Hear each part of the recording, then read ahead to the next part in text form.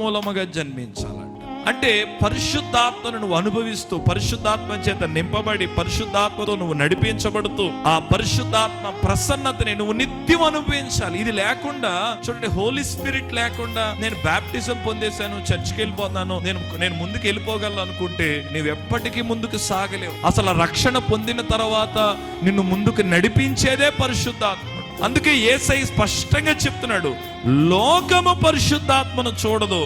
ఎందుకంటే పరిశుద్ధాత్ముడు ఎవరో లోకానికి తెలియదు. లోకానికి పరిశుద్ధాత్ముడు తెలియదు, కానీ మీకు పరిశుద్ధాత్ముడు తెలుసు. ఆయన మీలో కూడా ఏం చేస్తాడు? నివసిస్తాడు. హల్లెలూయా. లైట్ వెలిగింది అంటే ఖచ్చితంగా అది పవర్ కి ప్లగ్ ఇన్ అయి ఉందని అర్థం. ప్లగ్ ఇన్ అయితే ఖచ్చితంగా లైట్ వెలుగుతుంది. ప్లగ్ ఇన్ అవ్వలేదంటే ఆ లైట్ వెలగదు. పరిశుద్ధాత్మ చేత నువ్వు నడిపించబడుతున్నావా లేదా అనే విషయాన్ని ఖచ్చితంగా నువ్వు తెలుసుకోవాలి.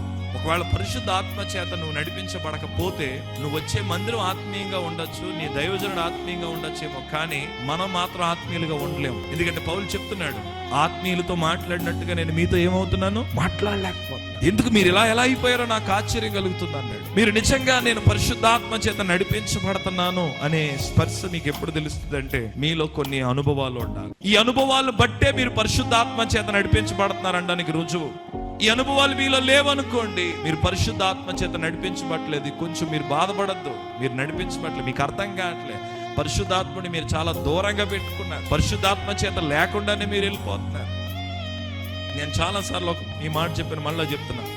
ఒక పెర్ఫ్యూమ్ బాటిల్, పెర్ఫ్యూమ్ లేకపోయినా అది స్మెల్ మాత్రం వస్తుంది, కానీ అది నీ బాడీకి మాత్రం యూజ్ అవ్వదు. అందులో పెర్ఫ్యూమ్ చుక్క ఉండదు, కానీ మూత తెస్తే మాత్రం స్మెల్ ఉంటుంది, కానీ అది ఏ మాత్రం ఉపయోగపడదు. పెర్ఫ్యూమ్ బాటిల్లో పెర్ఫ్యూమ్ కొన్న ఇదేంటంటే అది ఎప్పుడు స్ప్రే చేసినా అది సువాసనిస్తూనే ఉంటుంది. పరిశుద్ధాత్మ చేత నడిపించబడలేని వ్యక్తి పెర్ఫ్యూమ్ బాటిల్లో పెర్ఫ్యూమ్ లేని వ్యక్తిగా జీవిస్తాడు. ఈవెందో చర్చ్కి వస్తాడు, వాక్యాలు బాగా తెలుసు, పాటలు బాగా తెలుసు, ఆరాధన బాగా తెలుసు, అన్ని తెలుసు, కానీ లైఫ్ స్టైల్లో మాత్రం ఏ విధమైన మార్పు ఉండదు. మీకు ఒక విషయం తెలుసా అండి? అసలు మనలను ఉజ్జీవ పరిచేదే పరిశుద్ధాత్మ.